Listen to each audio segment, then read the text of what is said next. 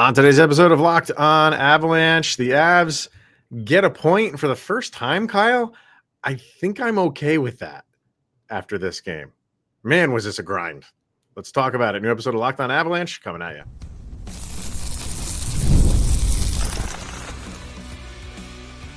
You're Locked On Avalanche, your daily podcast on the Colorado Avalanche. Part of the Locked On Podcast Network, your team every day. All right, everybody, welcome to the Locked On Avalanche podcast, part of the Locked On Podcast Network, your team every day. I am your host, Chris Maselli, and with me as always, Mr. Shaggy Von Doom, Kyle Sullivan. Thank you for tuning in, making it your first listen of the day. Always appreciated. If you want to get in on the conversation, join our subtext. The link is in the show notes below. When you do, chat with Kyle and I one-on-one. We get your opinion, everything Avalanche related, which we share on this very podcast. We'll do that a little bit later, where we will get whatever thoughts our subtext crew has on this shootout loss by the Avalanche to the Minnesota Wild, 2-1. And yeah, man, like I said in the intro, I typically am not the guy that's like, I don't like that phrasing, like, oh, at least we got the point. Because it just, to me, it's just like, you're okay with losing.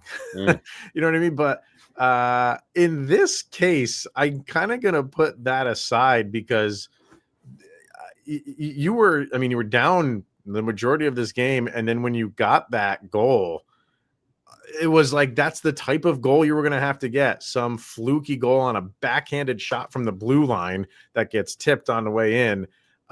And yeah, I feel like you escaped with a point in this. So sometimes you do have to say, I'm happy we at least got the point.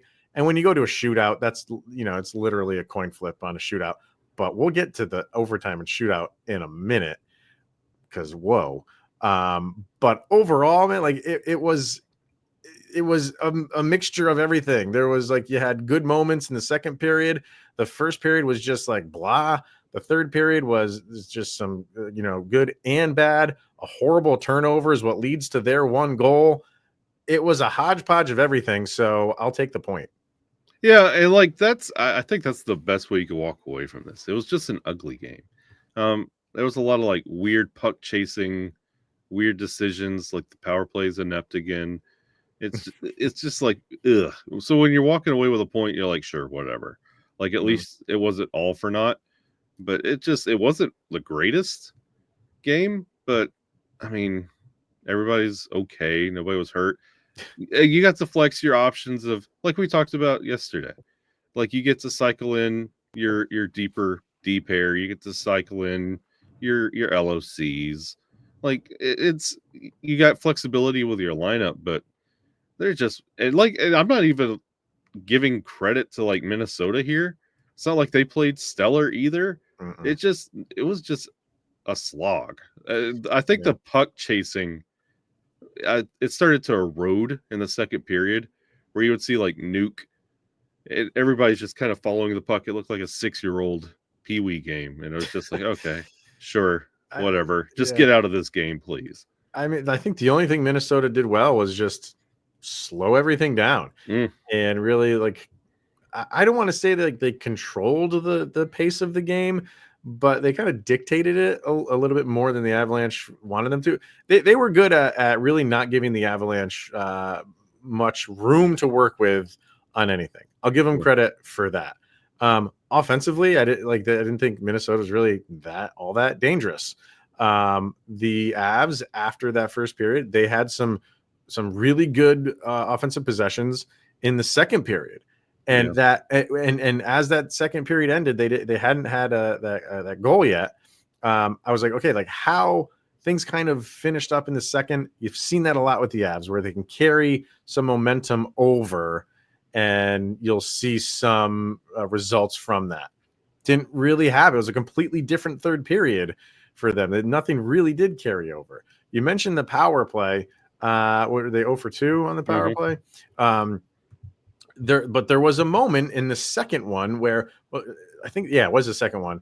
For the first half of it, maybe a little bit less than that, you were getting the Mikko Rantanen era power play where everybody was standing around. But you saw like within that power play, they snapped out of it. And then they just started like a motion offense in college basketball. they were just weaving in and out, and you're like, there's a goal coming here, and it didn't happen.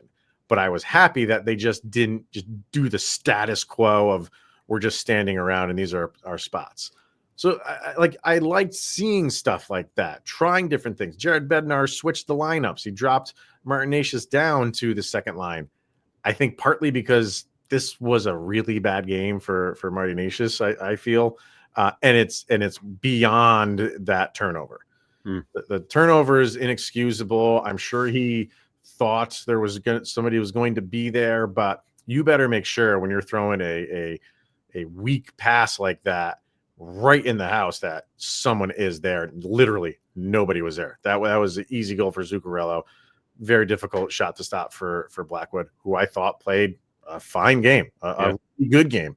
I don't think he was tested all that much, but hey, that's the one goal he gave up, and I can't believe that was the one goal. Like you don't make that pass, who knows?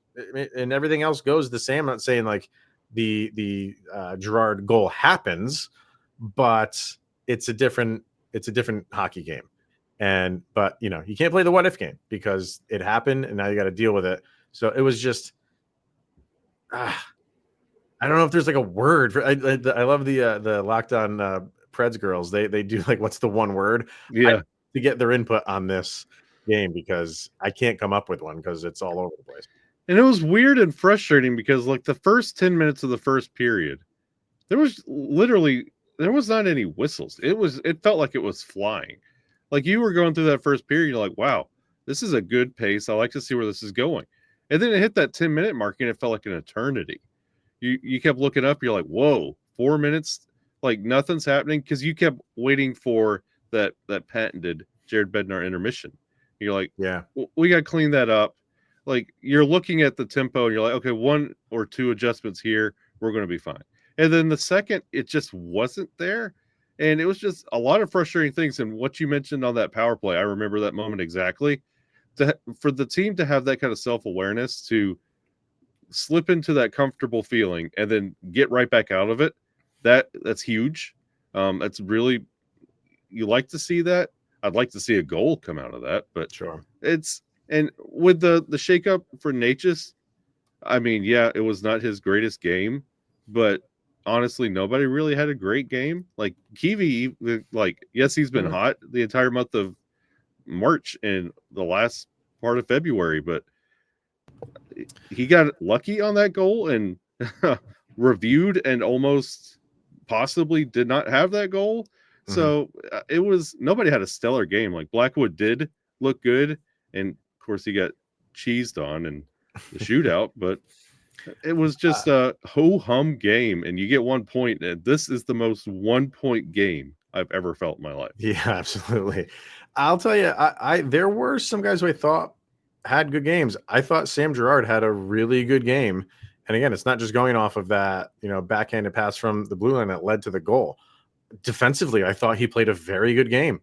Same thing with Sam Malinsky. I think Sam Malinsky had played 2 really good defensive games for the Avs. So your third pairing, I thought was your best pairing. Yeah, in this game. And then from the forwards, Kiviranta had the goal on a tip, but again, I thought he played pretty well.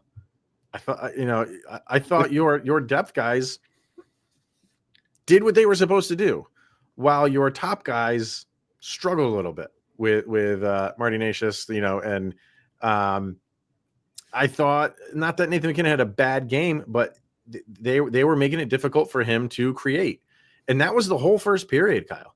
The whole first period was struggling to create chances. They had 5 shots on goal in the first period.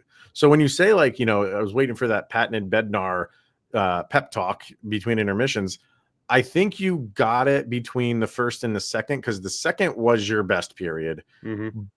But even saying that, there's really not a lot to write home about that, because it was up and down. There were really good moments, really good offensive possessions, which again, that's why I say after the second, I was like, okay, you don't have anything yet, but we're trending in the right direction. You still have to clean up some things, some just really bad passing, over skating. Seemed like everybody was fighting the puck. I don't know if the ice was scraped good enough because the puck just seemed to be bouncing around all over the place.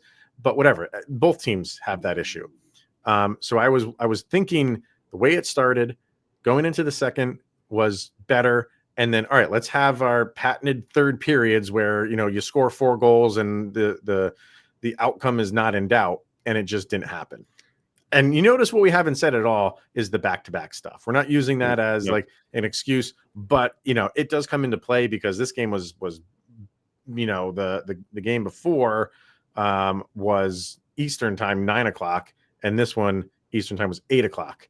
So it does come into play. But the Avs, while we're saying all this stuff, I thought they're still in the arena to win that game, and they could have. It was just a shootout that didn't win it for them. So they, despite all of that, they still had an opportunity to win the game.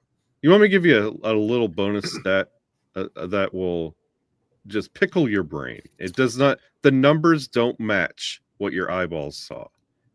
Kiviranta. Hold on to that thought. Okay. And we will do that next. Okay. All right. First, we're going to hear from FanDuel. Kyle, March Madness. It is here, my friend. Are you getting excited for? I mean, how can you not? It's Auburn is number 3, but they're always number 1 in my heart. They've won the SEC, locked it up. So they're going to be a number 1 seed. Who is number 1 overall right now? Isn't like number 1 is Tennessee? I know Houston number 2. I think it might be. I'll have to look. All right, Houston 2. I know we don't care. For sure. We don't care. Auburn is number 1. Auburn or nothing. Auburn. So, and FanDuel is giving you the chance to get in on the action like never before. And right now, new customers can get $200 in bonus bets if your first $5 bet wins. That's 200 extra bucks to use on everything from buzzer beaters to Cinderella stories. And who is going to be cutting down the nets? It's one of the most best times of the year, man. Like NHL playoffs, nothing beats that. NCAA tournament, first 2 rounds are right there. I get excited for this. So you're the Auburn guy. I grew up being a Michigan fan, so I know they're going to make it, but they might be a little bit more of a long shot. But that's the beauty of this. Anything is possible. So get in on FanDuel, and you can get those $200 in bonus bets if your first $5 bet wins. Visit FanDuel.com right now. Get in on the college hoops action all tournament long. How can you not be excited for this? Kyle's got stats. I want to hear it. What do you got? This is how I go to sleep after games like this. I look at stats to try and justify how I feel. Most people count sheep. You count stats. It's a coping mechanism, and I'm okay with it. Okay. You were talking about Kiviranta and how that fourth line felt like it was the top line many times tonight. Like they were out there a lot. And this is why this stat's going to just blow you away. Okay. Yoel Kiviranta was on the ice for a total of 8 minutes and 53 seconds. Wow. And I didn't even look at the time. I just went over there right now. Wow. It doesn't match up. There were so many times that fourth line felt like it was rolling out there and they were just staying out there. Well, here's the interesting. I'm looking at it as you're saying that. I'm like, yeah, because I feel like I saw Jack Drury out there a lot, and he was at 12:09. So he's 3 minutes and change over Kiviranta. So yeah, that's weird. It's very weird, but hey, that's efficient production. And hey, Kiviranta, like he hit his season high, and he's just continuing to build. Like he's having a great year, and I always will give him the props every time he scores. But I just wanted to throw that out there. It's just interesting. Like, yes, the eyes are telling you one thing, the numbers are telling you another. That's the story of this game. Like eyeball test, it was an ugly game, numbers wise, still kind of ugly. Yeah. This thing went into overtime, right? So the Avs do tie it up. I enjoy overtime. I think it's fun. I would add 2 more minutes onto it because I'd rather games end in overtime than the shootout. I've soured on the shootout. Loved it when it first came out. Thought it was great. And I think it's worn out its welcome. I don't know what else you do right now because I don't want ties. Enough of ties. We're not doing that. We're not doing that. Just play rock, paper, scissors. The captains go to the center ice or something. I don't know. But I think they're here to stay. And in the grand scheme of it, it is what it is. And I enjoy the overtime. But like when you get in overtime, that it's just back and forth and chances going back and forth, that's the exciting overtimes. And then sometimes you get this, where it's just one team has possession for, the first like 3 minutes of it. Don't like what they see, back it out.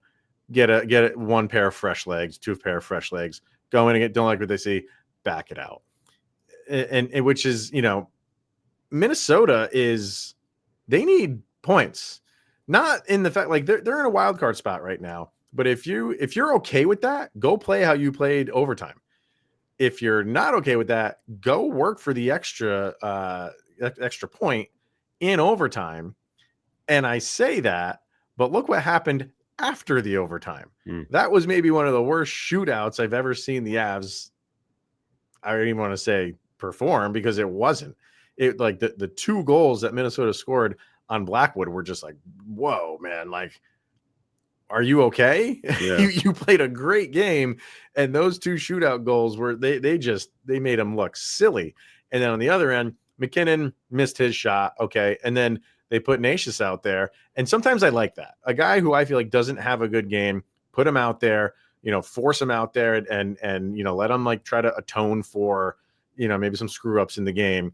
And his one just, it was like his stick blade and the puck were opposite magnetic poles, and it just completely went into the corner. Like, what the heck was that? All of that was bad. The overtime and the shootout was just bad. And to both points, overtime was atrocious, and I felt bad. Well, no, I don't. I'll never feel bad for Minnesota fans. But they were standing through that entire overtime. I was just like, is this exciting? What are you doing?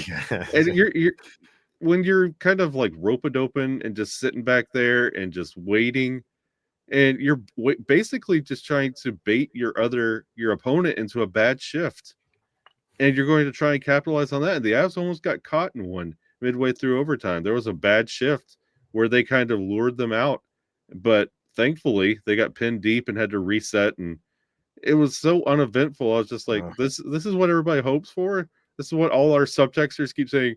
Well, I hope this goes over. No, stop the overtime stuff. I hate it. And then the shootout, probably the second worst. It was not too long ago. I'm not privy on the opponent, but we ran out everybody but Nathan McKinnon. Do you remember that? Oh, yeah. I remember who the opponent was. It made no sense to me. Like, yep. We're celebrating this guy's 1,001 points, and he is not number one for a shootout. Cool. Yeah.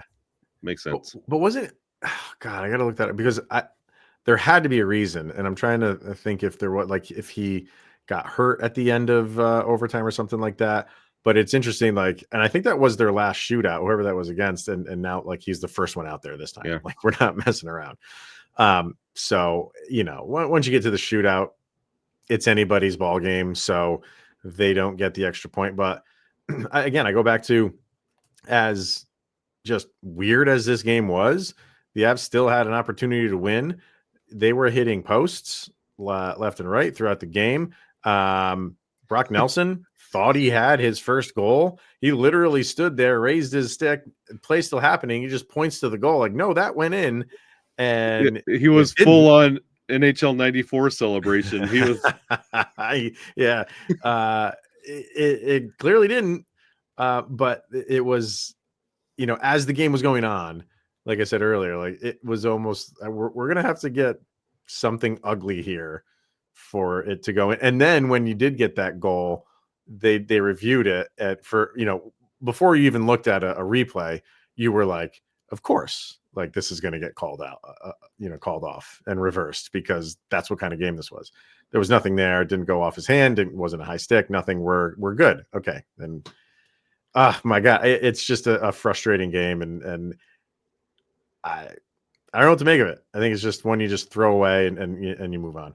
And in that review, something that watching those angles back 100 times, why is it your natural reaction to reach out for a puck that's in the middle of the air like that? I don't know. I was thinking that's it, because when they first said they were reviewing it, I was thinking like probably for a high stick, because the way like Kiviranta, he was battling with someone and his stick kind of just I think of reaction of bodying a guy, his stick kind of went up. That's what I thought they were looking at. And then when they're showing the replay, you just see Colton's hand just come out of nowhere, like it's Yeah. And then he had a Minnesota defender right behind him trailing, doing the Yeah. same right in front of Kiviranta. I'm like, why? There's a shot in the air. Why is your first reaction? I'm going to put my hand out there. This would be a tip scenario. Ross Colton's really good at those, and we were highlighting his tip drills earlier. I know he was working on them last year too. I don't know. Why would your hand? I was just like, okay, whatever. It was odd. It was kind of funny, but glad. And Mosier was right. Like, you didn't see the trajectory of the puck change at all, so it wasn't a long review. So, man, but is this game like, is it growing pains with all of the new additions that the Avs have? Let's talk about that. We have our subtext people, and of course, our sound check coming up next. First, we're going to hear from Indeed. You just realized your business needed to hire someone yesterday. How can you find amazing candidates fast? You can do that easy just by using Indeed. And when it comes to hiring, Indeed is all you need. Stop struggling to get your job post seen on other sites. Indeed sponsored jobs put your post at the top of the page and help you reach the right candidate faster. And now you can speed up your hiring process with a $75 sponsored job credit. Just go to Indeed.com/locked-on right now. Support Locked On Avalanche by saying you heard about Indeed on this very podcast. Terms and conditions apply. And if you're hiring, Indeed is all you need. So, yeah, anytime you have as much movement as you had with the Avalanche and all the moves that they made, more the recent ones, obviously, at the trade deadline, you always expect some kind of growing pains to come out of that. And I don't know, like, the game just ended, so I'm kind of like just thinking, like, is it that? Is it the back-to-back? Is it just the type of game Minnesota was kind of forcing everybody to play? Or is it a combination of everything? Or is it just, like I said before, just one of the games where you just couldn't do exactly what you wanted to do and put it out of your mind, and the next game you just get back to how you typically play? But focused on the new guys, was it something like that? Or are we still getting like this acclimation period under our belts, which needs to go away quickly because you don't have a lot of games before the playoffs? Well, yes and no. You kind of do want a little bit of adversity for the new guys to figure out how to handle this, how to push through it together as a team. It's a benefit that you're on the road. We always talk about road trips and kind of getting over things as a team. Hey, you got Calgary on Friday. Like, you have some time to figure this out. You don't want everything to be sunshine and rainbows when you join, like for Brock Nelson and Charlie Coyle. You don't want it to be all great and wonderful and, oh, wow, everything's automatic over here. And then you hit the playoffs and it's a different animal. Like, it's good that you have these frustrating games. Now figure it out as a new team, how to get through this and get over it. Like, you see, like, this effort level didn't get you the win you wanted. You adapt and build. If you see a regression against Calgary, that's when I start saying, okay, there are growing pains. This is a little concerning, but with games like this, it was ugly. It was frustrating. I want to see how this team moves forward. This is the first time you get to see this team move forward like this. So it's a good time. It's now and not when it counts. That's a good point. That's something that we always say about the Avs is, they typically follow up a stinker. I'm not saying this was a stinker, but it was. They just won 6 in a row, 11 with Nichushkin. So yeah, and it's going to happen. At the last 14 points, they got 13. So like everything is fine. But you're right about, we like to tout how the Avalanche follow up games that they maybe think they didn't play the best game. And now let's see how this kind of new faced team does that. So we'll see. Over on Subtext, got a bunch of comments over there. Cody says, I understand this is the second half of back-to-back with a bunch of new pieces, but if they can't score more than one goal, then they shouldn't expect to win. And with the amount of talent on this team, they should be scoring more than one goal halfway through the third. You sound like Cody. You sound like me every other game when this team was losing. I know, like, he's not wrong in, like, yeah, you have a lot of offensive power on this team. You should be scoring more than one goal in any given game. But I will always go back to the other team is trying to, and it's just not automatic that we're just going to score more than that. We're not locked on other team. We're locked on Avalanche. So we're complaining about the Avalanche. Vargar. I'm sure Blackwood is happy there aren't shootouts in the playoffs. You got that right, man, because that was something else. And he was a vocal opponent of shootouts. He does not like them. I saw Zuccarello in a shootout when he was playing. I think he played for the Rangers minor league team. I think it was in Hartford. And it was like it was a shootout goal, and I was like, wow, like he had played some NHL games, but he was very young in his career, so he just got sent back down, and he was like a man amongst kids in that game. And that shootout, I was like, wow, that was really impressive, that shootout. I've watched his shootouts ever since then. He's one of the best at them. He just he knows exactly what he's going to do. He doesn't think about it like in the moment. He's got a plan. He executes it, and it's almost like he's unstoppable in shootouts. He's really good at it. And speaking of minor league players, when did Vinny Hinostroza become a member of the the Minnesota Wild? I saw him in Wilkes-Barre not too long ago, and it just shocks me. Man, I remember when they got him, but I don't remember exactly when it was, but he was in that celly after that goal, and I was like, what are you doing with the Wild? Yeah. Let's see. Craig says that certainly didn't go the way I was expecting. The game was a slog. I guess the Avs don't spend a lot of time doing shootout in practice. They have been pretty great ending things in regulation. His Soundcheck is Godsmack's going down. Ooh, I get it. That's I used to get all kind of torment for Godsmack. It was Sully. Mm-hmm. That was my entire teenage. That doesn't surprise me. You seem like a grown. I feel like Godsmack was your ringback tone. Oh, God. you get on my MySpace page and you're getting voodoo. Godsmack was your top 5 friend on MySpace. Who else we got here? Madam Battle Axe. This was interesting. The whole game just felt a bit flat to me. Very proud of the late goal. At least we did not get shut out and we forced OT. Just didn't see the same fight that we have been seeing for the last 6 games.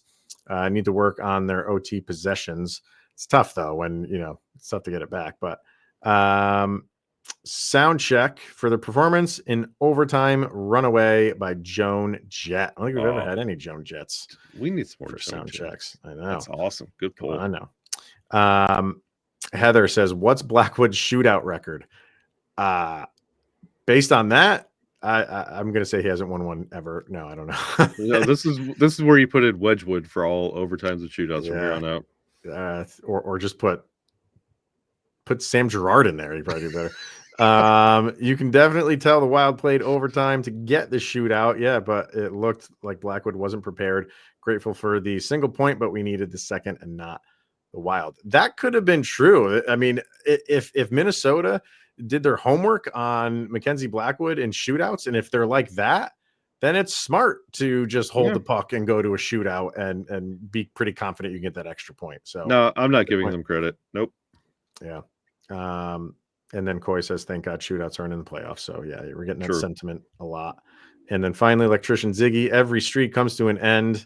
Kind of. I mean, you get the point. So that's that. The point streak's still going.